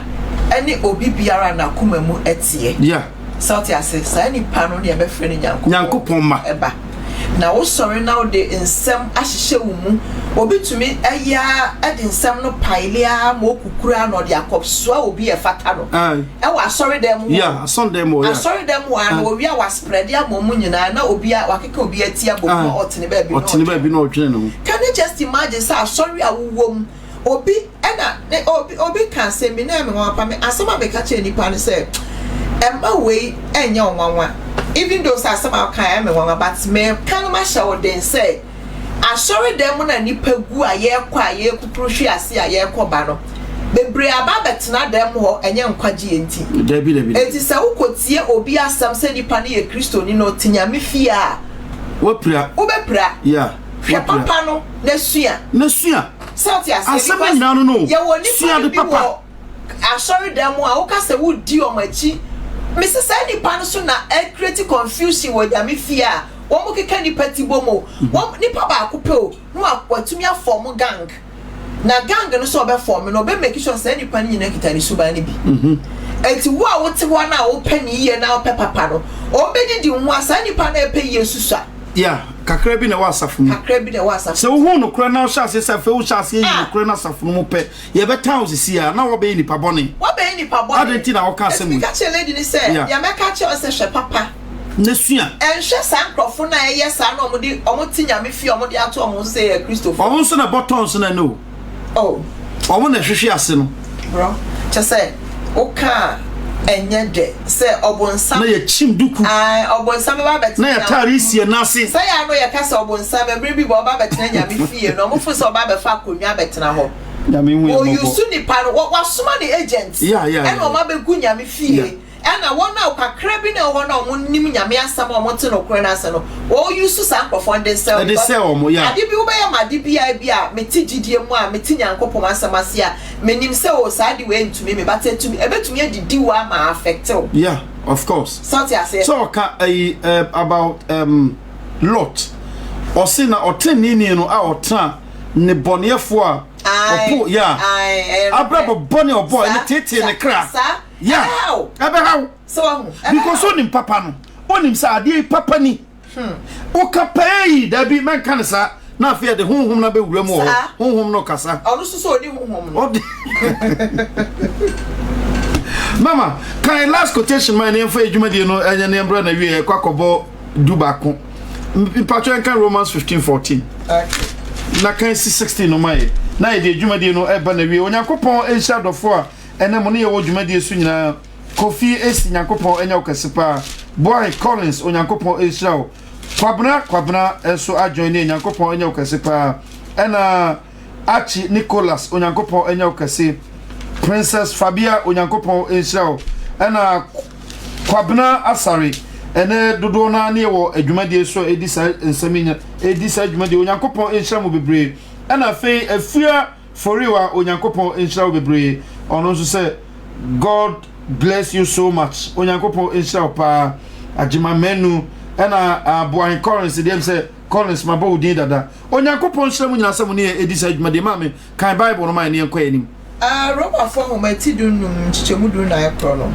o se menuanom mejitum ewo mo ho se mo nso mejitum ewo mo nso mo ho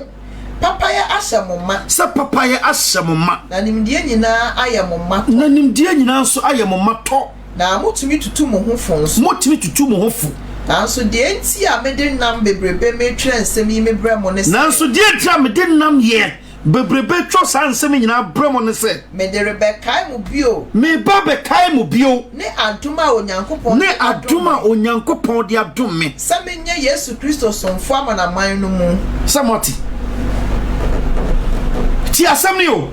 se menye Yesu Kristo somfo amanaman mu so now Paul kasa church no church na Paul kasa church no so mo sasafo e de me Paul minim se nyoma papa shamoma mo ya nkrofo so mo mutimtutu mo ofo se onua bi ye bone na onua kone ho onua me hu sade we na wo ye uja yankaye because Bible na kan say wakane say osu me da wase me de wan kan ei wona ho se na onua Kristo ni na wo ho se o kaka se fibia na wo babla bo boni bi ana wakoto ne party asese dwaman asane adwaman ne nsadwie ne nuomafunu na okono akokoyi na tense menua enuoma wo ye no e de oseye ne ba ense Kristo ni padua na nyonyam enti jai no obaka se obuna ten what you say na fe ya trasi na ya seson so ya brabo na ya fonso na ya pe bibi na ya tago yeso na wo na wo ka no sa wo kra wo ya de oyi what you say de bia ni patrai se be yi ya no because ne panye den eni o what you baby Paul de say o se mo de minim pefe se pe ye ka so bi ni ma de pefe a that means enye obi na abeka che no no mo no ankasa Paul wa experience onim yes onim se sa asafo yi omo ya asafo a nyame sompa abrabo won mu na mo me nyam kwa akwase because of some hu se mo bo abrabo popenti no me jai mo me troka ta we dia bremo na me dia bekanya mo honhom se mo mamo do no enkoso nare sa yeah odo futio ye ka Christianity a ya de papa enya de boni so obi afa Bible na okan na ofamu nsem no sa ode nsem no ye adwuma e ma onipa na be ye onipa pa onye onipa bone so sa oti asonde na ntimi mpon ne papa mpie na opon ne ma bone pia ka ho so onyam so na ho so na mfa na onim se wo ma wo ntimi nsum Yankopon fura koma mu na omodo o ma no na som no omo na gi asafo tanani o ukọ church sinuma omo na gi asafo no nyina afa propaganda so my politicians propaganda within seconds na ya dano nipa bone obi anim woni nipa bone a wi ase se oso nipa bone kra de bi mada because won nya time enkofre obi entrance kan chese minua we o te say we enso obi benya ho time afa phone afro bi akwa we oti sei ono akwa na bi ohun ne awoka no nko si yesi waye we yesi waye we yesi waye we sane be ya odi be bre nsam na eba na no abrabo we ne de ko heaven abrabo we ene de ko heaven momi anhwe abrabo ye edabi reba o se enche na ne awopa no wonya ba Kristo gina oprono no nyankopon bufuo no edere woso akakakra bi na hwiegu asase so eba ba si onipa ma ugina bre ne sen nyankopon mo nipa na safo aboboa no nyankopon mo nipa na tiumu so otimi po nipa ne pie sa nipa na tiumu a enuoma ben na opopie wodwumam wonam fufuo mu wankasa asafo na wo sie no se wotim no asafo na wo sie se wo ye dicknesses asafo na wo sie se wo ye sofo wo ye apostle wo ye bishop wo ye hwan ne hwan asafo na wo tim a so ye elder no abrabo ben na wo bo asafo no opre ni pankoso ana ne seye opre ni paye de ana na chiko opre oni pani je ana na werho opre oni pasiri ana ni su na ohwehwe ena obi ho chi no a na ono akasa ni nua Kristo ni anya daje achi na tenase na brabo funti na obre na brabo fun oya pe o mikra me hunu ofani kunachi me hunu oye wei me hunu oye wei ono ani nua Kristo ni no otimi nkwa ne nchempo no kwakọ yi ne nten ana na sokra nten no sokra so otimi nkoyi oti ase now no niese ka asem no chere ready so betie niese okoka asem no so nya ready so obekwakoka because nya ready so obekwakoka no so se me koka anhwa atwede ebeto ana ni ono so te ono so ai na dwe se so obi nim no obeka ma asema ade a me de be ye no churches no mo obi timi shada pa na ni da ho eye bone na ono ankasa ka no so omu nim na obi pe no ho asem ebebi kamea ana obebi samea ade a me de be ye no what you see? Yeah. Na ya di way and echo heaven. Any above for no dia kwatana. Debi mo me hwe ya brabo yi. Onyankopon mo nepa no esane free so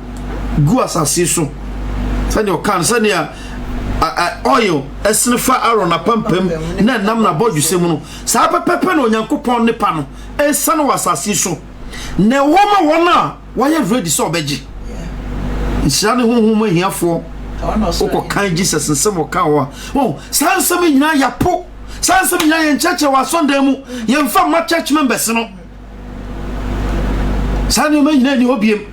ena nsem ayeka oko wura Sunday mu a ena nyankopon ye wei ena nyankopon ye wei testimony ena nyankopon testimony kwa ena me bompa ye ema obi oba Sunday mu a no ebubu afọ me tene me nsa won so sa na ye dia pon nani ono ti ono so kan Bible no no de say ni suade say ni da so hu we no de aseni mu no de akotena fi no da so bona brabo fun susu se onyankopon mo nepa bi ba ma no hwe abrabo a wo bono a odwen se nyame na hira na normal me ka kiro obi ti fi on kwa sorry da ne ho to ne chen yeah oh nte kin Solomon de tuyafo e Christiansis o se then na minya no o se nyoma ne ade nyina ye pe ana Proverbs am said no Christian yeah o se nyoma ne ade nyina ye pe sa na nyame abono o trene ni timidi ye sa no de bonye ni nso di ye o trene ni yare o de bonye ni yare o nkrata na o de koto immigration for ye de brewa o na ase sa o de mpaibo na age no obi o ho a ni case na wo immigration ye very tough than no de no wa mompaida wa nkoba biada ye de ni nyoma ma no ono so kra e wo ni tumu ne obi so ya wo na nye wo nkrata na o se de amount nyankopon hia no no ni aye wo na tum a ono ye wo no to so mra maji passport ono so o se me pe obi kro passport onkoji what you say ensani abani nti nyoma na wo ho no na o se nyankopon se obi bola so ade so nyankopon mu nsa nya nyoma osusu no a osofo no de dada o sa wa bompa ma onya nkrata no dabi on kanto so wa mo nyankwa wa cheche kwampa no ntino se tani animka eye nkwakwan yeah nkosofo no fatu ne ho o te Paul o se munyire mo ho mobrabo papa na nsam na ye ka no mo ma nsam no ntra mu yeah na ma me Paul mani je wie me peye se nsem na ye ka kire mo no mo de osofo papa no no osofo papa pese ohu wa bra bo sa asem na ka kire mo no wafa odi ye adwuma eno ne ma na ni ji nya so be wo so watoka asifie me mpaye na me boma no na ye adwuma credit hunu ne agima ye ho na ne on kwa so no so toka wongu osofo abompaye wakwakọ nti eno no ye sankyerene kese ma wo bi da nti eno obu osofo kura che ukunu ane ne tifie obu osofo no ten obi so nkwa sorry na ese na wode kura sei onsi asonda mu da achi okọ hospital doctor so na wode na asai no afedi ayeye ma so no oba ya we kamadia ma me ho wom se nyankopon sankyerene wo ho oye nsankyerene nyankopon ye nuoma kese batoti okọ sankyerene ani ho matene fo ho ma de bonefo ntira Christ ka cho se na ma bonefo hwehwe nsankyerene so Kristo ni papa bia ba nyankopon chanya nsankyerene na obepe hwe mo ko Kristo ni nkyɛn wo nsankyerene ni omo nyina sa wo machi omo nyina baslide na omo ko ese ya te Kristo nsam no na nsam na okam sonko na nia atrofo difo no kache so yebedi na chinye kotie ne nsam no na fe ya hyase abore ahwehwe nyansa na wom ne apre afa hodin na wom no Kristo ankasa obi a maye nsankyerene ama ne bia yeminua o se de o teme nsam na oye no nte Kristo som no machia no anuama na ye de ho ato no ya chia no ye no opposite way so ansana Kristo ni wo so ani no Christ sa je sa wo tene nsam no na wo sa se sa wo de nsam no ye adwuma na wo de ho to nsam no so unya ye sa pa wo se unya den unya akọ biem ne mo ma fe ye den wo ye na danfo wo se mo prempa no kura no na munya no kura na be mo den mama ya de share be mo de share ntiro sa wa dwe ne se wo de mpaibọ no nko a mpaibọ de ye o batwe ma me kwa sam chewe ne se atia so biem aso ma ka na be 100 times mpaibọ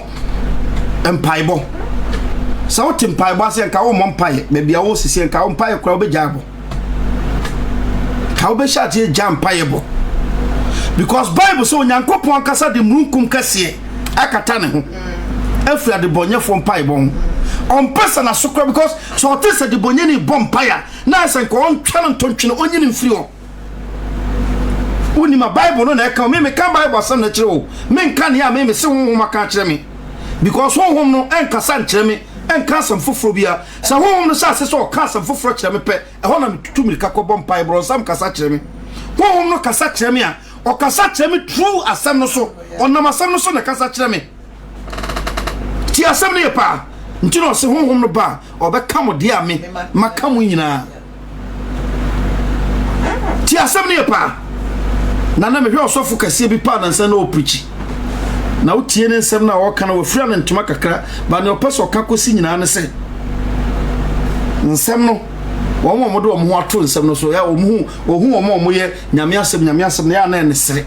go nyankopon asem no kra se kum tio ne mum honhom no e ma nkwa honhom no ene hiaye no ade ne testimony eto aso sa ade a honhom ne ye ma no nti asem ne de because onim sa osofo no me trase me sisi ne hu na me sa oyi asem ne frio because ye de asem no to asem no bu sa osofo na brabofo nti o try lusu asem no mama no se obi anim honhom nti obi anim honhom no yes na asem ne de ye sha sese ye kwa asem no mu a ebeche no nti o sha se lusu asem na ma am ho se o limit asem no no pagya honhom no wobetini lift nyankopon wobetini abre nyankopon asemase no lift ne honhom anya possible emra honhom no ba asase so na asem no maaye Bible say na honhom na butu ye kasa obi bibia butu a ote ase ye kasa akokọ butu a obutu ni nkosua so onkanya na ho ye se honhom no obutu nyankopon asem ba epe na honhom no sha ase se o ye adwuma but ene asofo akasiefo aka kire se nyame asem no de wate ase o ka no de atonti de nyame asem no fra honhom no na wadi kan kasa asem na kasa no kra de ehun hye da hia Paul so tofo no o se mon konko ye nsempaka adwuma no na munwie mo adwuma no yie nsempaka adwuma no Kristo asoma sua for dia so no ka kire mo nko wi ase afa na nyina akọ ka asempa ne kire abodie nyina na ne obegie die no mabo ne su na de mi obenya nkwa na de wanye de ne de bi what here de bi watwam wo asem bi so ne obegie die sanchane be den ensanchane be di na chi ho na me pesa me ka mo okay wona obegie die no se mo po na su sa wi a nsanchane be den e be di sankrofo na chi nti sa ni pa wan chinchin kohwe enkohwe nsanchane die mo me nam hoi me nim sanchane di ma chi sa na me ni me ho enti bibia esibia no hwa me tie kora me humi nsanchane ma me se me tie aduane di wura me yem na aduane timi tena me yem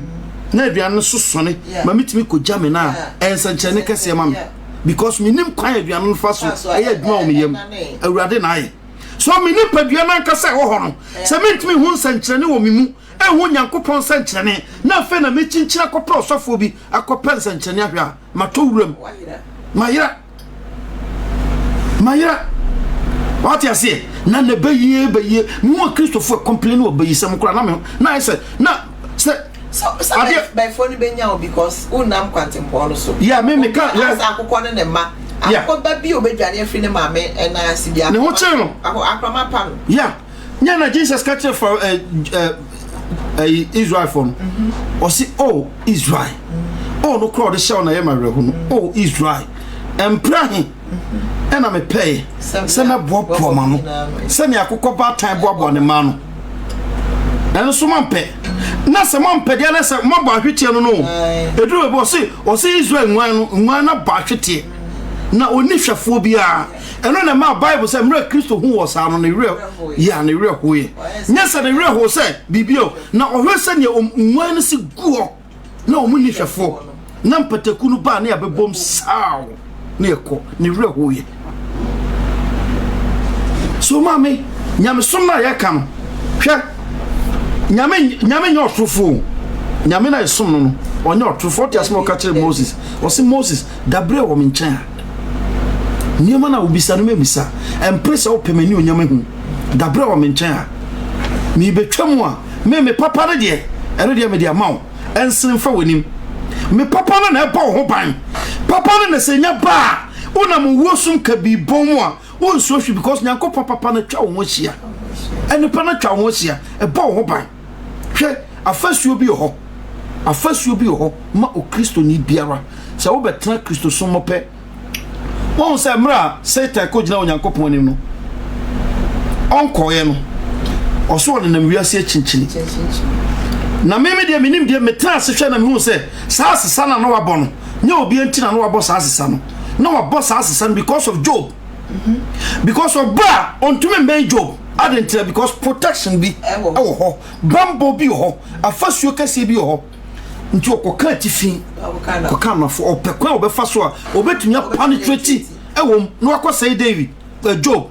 oye won tumi na so mekọ bebi okonya atumi ni mekọ bebi okonya atumi nti on se ena okogina waso nyankopon hu na adwen Bible na nkyere mu but se honhom no ka wa adwen na otie nsem na obo se nyankopon misa sa question no kwa nyankopon hu nioma na wo Moses Satan akoma mu na adwen obi se odwen makọ Job hu sen ko wo hu se akọ no na dwen nyina ye Job ma wen kan cho se nyina da na de bonyefo Satan oda obeda o ba se ka oteni ni ba ko pe wasase oso a Satan ontumi na Satan na because of oteni ni abrabo hano nti the problem on say on wado dey David e dru ba bi no hu say David bi bia David obi nyankopon sa ko me the day okay na Bible so ko da na koma se ko kan o man no o pese onye David nye bibia e be nyankopon bufo na nyankopon beto na twe na wonya na wie no e no force no man ko kan o man no na nyankopon bufu no but na David is smart onim nyankopon David ohu nyankopon akwan yi nti na onim bre a odi konya odi pa nyankopon chewo so do be was awurade me hwe sa bre ya umpa forever ka me boss ya fode ama na nso sa bre afode a ope ne honhom abubuo kuma abubuo na orempo oh wa hu nyankopon na bo ara esa ka seta wie no kra enti no brabo na ye bono ma me yenti asem ni yo so sum nyankopon ye se ne na Job sum nyankopon na o protection sa protection ni by for automatic ntio yɛnhwɛ asuafo yeah hon konkron hwie guo no baayɛ no Peter saa yɛmfo no a na osuro mo no wɔnsuro bio adentira nyankopɔn ne pa no aba abɛsena fa ne mu tuo saa ne pa no tuo nyankopɔn honhom no wahu nyankopɔn do wahu nyankopɔn dadeɛ nti no se obi ahu nyankopɔn pɛm sɛ Paul na kraka obi ahu nyankopɔn pɛm na mmom sɛ nyankopɔn dɔ no tie mu a tuo dɔ no tie mu no so ne yɛde nam nim nyankopɔn ya enti saa ne pa no nyinaa bɛtena wɔn mu wie no Peter hwɛ ɔhene nim din ɔsi so ɛyɛ mame sɛ metio asene nyankopɔn ya Paul de duru baabi ɔhwɛ no ho nyinaa hyiae ɔhwɛ no ho nyinaa hyia na obisa sɛ deɛn ɛna bɛtete mini Kristo do mu ɔtaye amane ɔkom ɛdeɛn biribiara ni wabɛtumi atete saa hwɛ obi a wɔhu nyankopɔn ɛden sɛ ɔbɛhwe ase meka no kora kyerɛw na mmom sɛ woba nyamesom mu a sɛ woba na ahyɛseɛ na ɛsɛ wowe nampa nkakra kɔpem sɛ wobɛwi dompe no na wanyɛ very careful wode wotumi hwe ase na mmom sɛ wonya dɔ asukɔ wom na nyankopɔn yi ne nipa kyerɛw sɛdeɛ ɔyi kyerɛ Moses na wɔkyere sane yɛ na ɛden ya na ɛden hwɛ Moses ne favor Moses na Moses ehu nyame enye sa ne mrato nka betwena na won se Satan ba na mu ba nyankopɔn kɔso agye no adenta hwɛ David mrato a ɔyɛ eduru baabi Solomon fom nyankopɔn duru baabi a ɔkyecha hene mu ɔde ma Yorobom eduru baabi nyankopɔn kyɛ ka ba kɔs David dinti menya hene ne nyina meja ba ko ama David din nti sɛ nye David apama no no nyankopɔn wa nka nyankopɔn to Solomon to twene anko dia hene ne nyina firi ne sem what you say so say onya do nyankopɔn masuko na okokoduru pempen so bi na nyankopɔn ne pa ne sene fa wani wie na afa wona mo wosum ka bi bom mu na ehu ni wo na wonsuro hwe biem a bibie ni asase so wona efro say ya pawo ntoti na osese obetumi a si o so obetumi a nka obedada won a wa pawo no mpo na say nya de obetumi what you say obi nyankopɔn pawo no Satan timi control no da because who is so powerful than Satan himself. Yeah. Nemo so mompa and could do sa limit no. Now ne na Christo sona see ya na the two ho me na me elder me na me way me na Satan jira wachi o hwe. Satan o jira wachi o hwe. Na Paul kra bia wa bi nyina che duru ba bi no Bible o se ne be ya Nyankopɔn o se ne be ya ono Paul. En friend en hu ne ho se or too much and answer Abdumna Bunusuntino. Satan bed. Akutuku. I said Kakutuku on him. I said Sanya this guy. Send your boss a financial semi refino. Sapa pepe. Sanya and saying Aqua Chromatin, a friend is saying. She American black guy. Or she no ama na panta crown way. What you say? Sama Satan de koye Peter ya Paul. So ado form me hu ade ba ko ha. Obe ye Kristo ni ye power. Eno nche se Satan ontumi entoche wo. Baba. Obetumi apo. Na Peter so po. Se jata. O hwehwe de a obenya no na wache no. Se lions ekoto se buffaloes atwa be ahia bebre a wonima de omoye. Na omo na momo. Na omo twa omo si. No mu twa mu si on pese mo no hya se ndwane o mu hunahuna wo nti o mu hunahuna o mu na hu bom mo no na mo no hya se so mu dwa bo se o mu mo hya se etiti na mo mra o mu nyina bom ba ko no o mada dabi cause o my ready na moment e hu no beba se o mu dwane pe o hya se o chimi so nyankopon ba nyankopon kronkra betena wo mu na nyankopon ne pasna fa wo mu ade ba ko asa twama fi wonim ekoye hu unsuro hwibiem utim pai mu ka no kre ne tam bia wo pe because one kasa transnational se ho wo so wadi bem e wo bone no wo so afiri bone no mu abaten ne mu so wo ka unsuro emfa me ti na adoto wo kogina ba bi na se nanantwi waje me yiro nanantwi waye moyo meti amese because niawo yes because it means you my brabom enya there because many the whole papa Adam train ho second free na yire ho and na Satan be wiam so one share ni kom ka Satan also na obubom se jata ɔhwehwɛ de obenya na mene no so wo ma wani kum kituwa bi pɛ wa hwe ni no wa sa oda fam na mienu nyina hwehwɛ so adofo mumienya nifre ani da ho na adwuma na yeye na ɛden hwɛ awerɛho sɛm sɛ mmerɛ bi ba ye nyina bɛkɔ kopie wadom ahengwaranim na obi a wo de wonim ne sɛ oyɛ dwamanfo a na wote asase wo yɛ ne ntɛn na wone na mienu ye twem asena kogya no hwe wonim no obisa wo na da wo so asɔre bebrebe a wokɔ yɛ nyina akyi aha na wo be wie emre bi ba Kristo sɛ obana ni wo baka atwo sɛ firi mi so kɔ so anya ni ayetene bo abrabo papa pri onyankopɔn mo ne pa na ma ne pa nsin fa wonim ti na Christ mo bompa ya mo nso sha hinie na ne tene no kane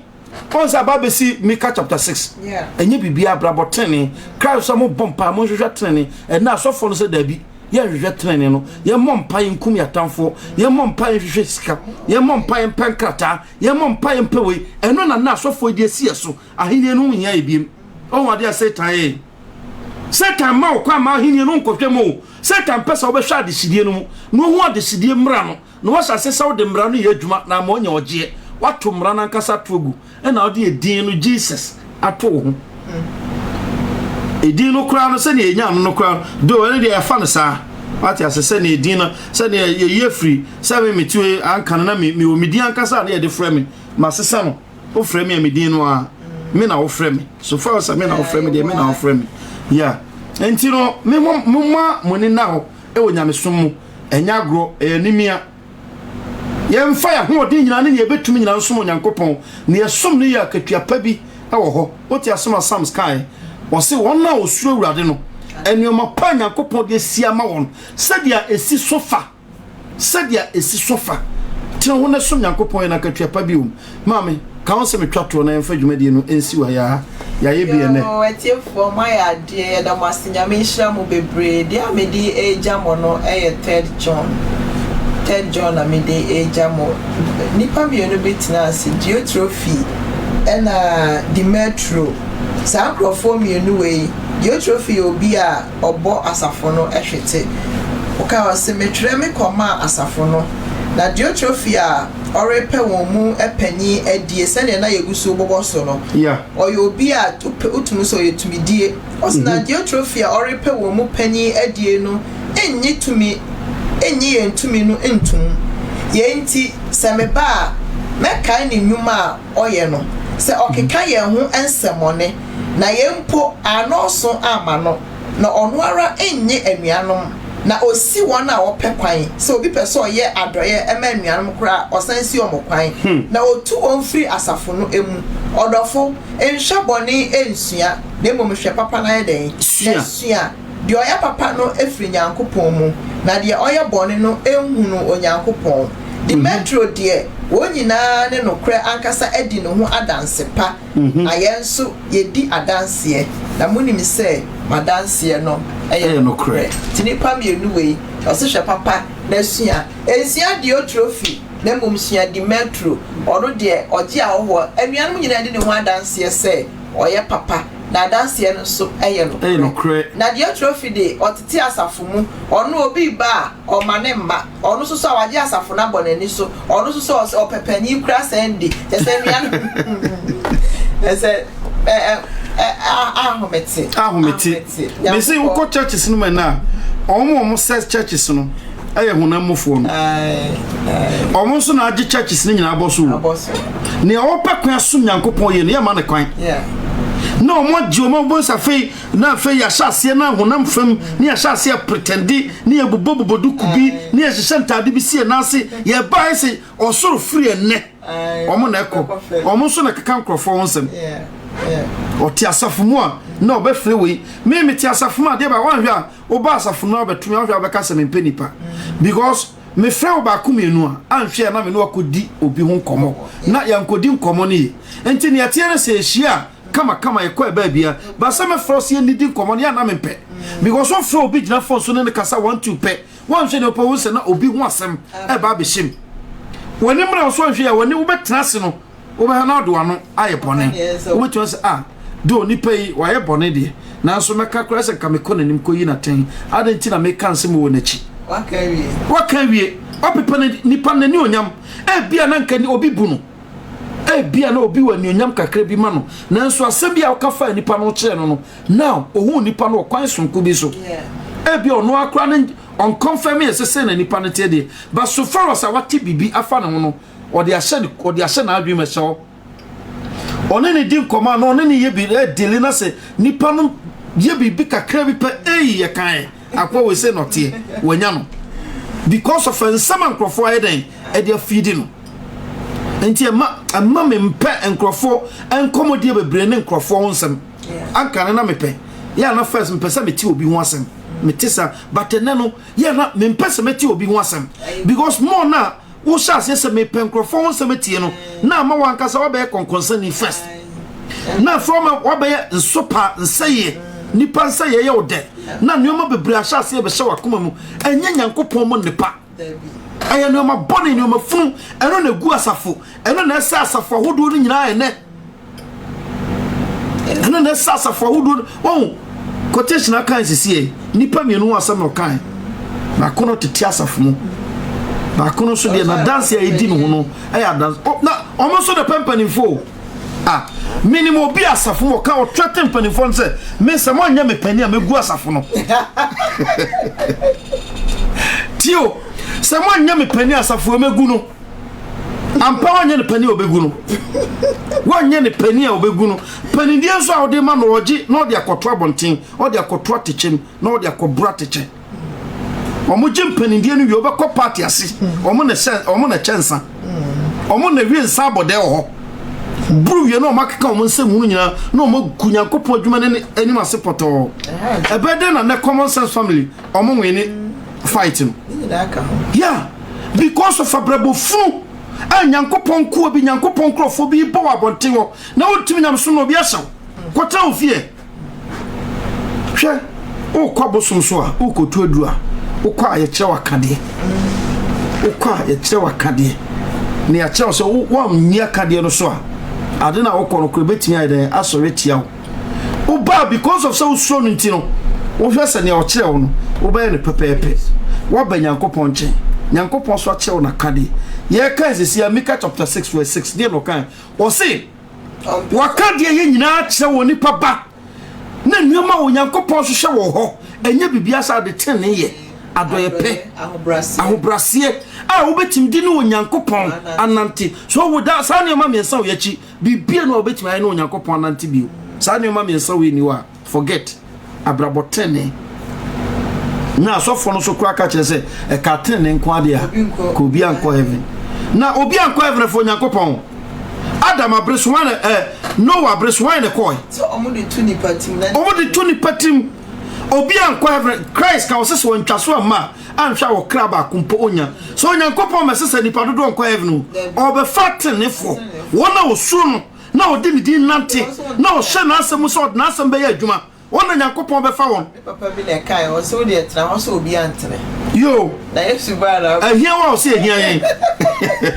ahia wa wo de kojino no so ahia ye ahia ye woni modern ba obi bo se obeti ne ho free bone ho a nka on tell ofie ka se tene nko ade ka obi anko hwe woni modern krofo ebo na on ti asma Paul ka so mo na adam odi bonye ni bi anko heaven Paul ne kan osimo ma obi na adam so for to for na epo sikaji so abrabo funu na wo bo na ye oti ni oka wo am say Ezekiel na seden o se na wona wo pome nsem no o hye won kom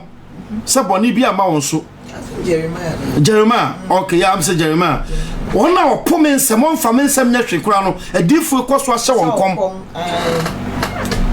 adifu ekoso obi Bible na ka wo yeah nti onyankopon asem na wapo a wonya adwuma wonfa nya adwuma na me osofo mbegina wanim ka asomdwe nsem kirewo na mantufo ankatene anim kan kirewo na manchewo nkwakwan no na me begina wanim sa me ba ba kirewo sa okena obedi ye ade kyan obekwa ha na obenya ku na obeyo a me Satan kra ye chen wo obrabom me woni na ho na hwa de hidie no mu sane me kan da bia no na pra de hidie mu mre no na sua na fa bo ho ban asasi a otu se nye den afusane wom asa Canada Japan den se otaka o se abrabo mu afusane wom e normal e da homo bia osofo timi ko nsohwem comfort me kon so hwem obia timi kon so hwem obia ho timi kire no na mo ho kire na beba no e ma na nya ni wo de so osofo akobo adwaman ya che no osofo ukure nyankopon asema wutufu kire kansa mpa kire no wo obiye ho aye wakona ma no na koda uyire chi oba foforo bi ho aye wakono ama no na koda kono be na ti mu onye demon wonye demon na beda na sa kono na tima betan mu onyankopon kan onyame hira bebre na Natena radio so na oti sansem pa nyina sa na streaming live on Facebook Natena TV ye video so no so nyina ko YouTube and channel na e wo no Natena TV asramo mo ko YouTube ya mo subscribe ya channel no e mai sa so na Facebook mo ba na mo share video no na video no entumenante enko ba bibia ma aso nyina ante adwuma de ahye nsa wiemre ni se mfa nsem patre no enko asase nyina so nti radio e botai ne se ya no asem nyina benanti nti wo so beboa ya share video no na nsempa no intiminante so nsempa ka adwuma na wo ye no onyankopon nam so ebehira wo monko so na mo share video no comment no se amoma na mra na mo like video no mini aba abra faso soma me denta edin dia na mbekasa abra techua mini ma bra techua bi dia na techua na ya na abehye wo mini aba abra denta na ekina adwamene moti enu abayen so na no ensembese videos be mi ensa na se enaya yayini mohu nimdia onyankopon e de adom na ono so de ebo adwumadie no se ne be nyankopon asem patre no ebetumi apagya ne mu menu aba onyame enhira bebre se ne obaye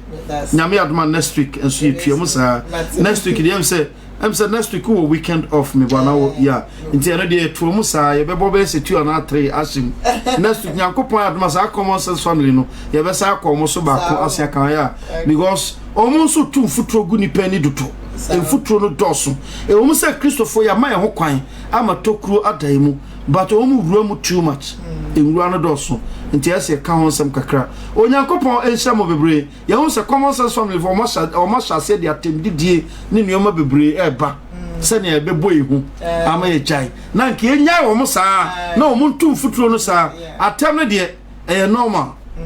ye be koso aba kopem sensem na mo ka no mo ankasa mo betena se wo sa tro e na mudi nsem futuro na mutugu nkrofo ani onyankopon hya obi a otie ne emfiri na nkopem bia se biye ye de adwumadi no ebesi ana Natena radio so na otie sansem pa nyina onyankopon enya okese na onhyira wo emfiri ne dada nyina afi atiefo amutie mama Vivian onyankopon enhyira wo bebre ma wo se mama abaso a ono so otwa yesa onyame hyira obi bia oni ebedi sa adwumadi Samuel K Jokotu one edi sa adwuma fe Ofori Michael ono so ebe kai ho kana katachie kwabena poku enso ebe kai ho ne edi sa adwuma onyankopon ensam nyina mo ne edi sa adwuma di nyina enne mo antie nka bi manyankopon adoma kwasi adasa ne ye de adwet no etwa to amamo mo bye. Subscribe to our channel Natena TV, the gospel to the world. The face of truth is open. The eyes of truth are bright. The lips of truth are ever closed. The head of truth is upright. The breast of truth stands forward. The gaze of truth is straight. Truth has neither fear nor doubt. Truth has patience to wait. The words of truth are touching. The voice of truth is deep. The law of truth is simple. All you sow, you reap. The soul of truth is flaming. The heart of truth is warm. The mind of truth is clear and firm through rain and storm. Facts are only its shadow. Truth stands above all sin. Great be the battle of life. Truth in the end shall win. The image of truth is the cross. Wisdom's message is its rod. The sign of truth is Christ, and the soul of truth is God. Life of truth is eternal. Immortal is its past. Power of truth shall endure. Truth shall hold to the last. That's a masterpiece. Oni pa odin papa mu ba na okasa kire pakuna ni mpre no so no pa no na hu se dia o tesa no ni tiri asai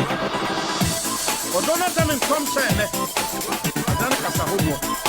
adan ya pumpumpa o pa pupa ni ntai zaman bofo no ensisie no ma fu and you must be, and I say, I put off your mind.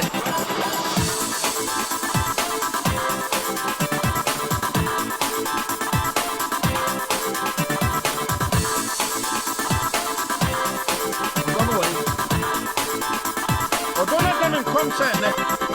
Adana Kasahodo. Adana Kupumpa, Nintaya, the Mambo, and see you must prove, and you must think, and I say, I put off your mind.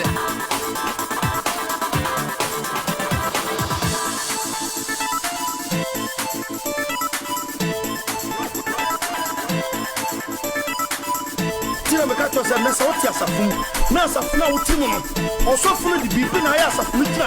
then you crystal, and more Jana, I ask of Lutra, but I go for her.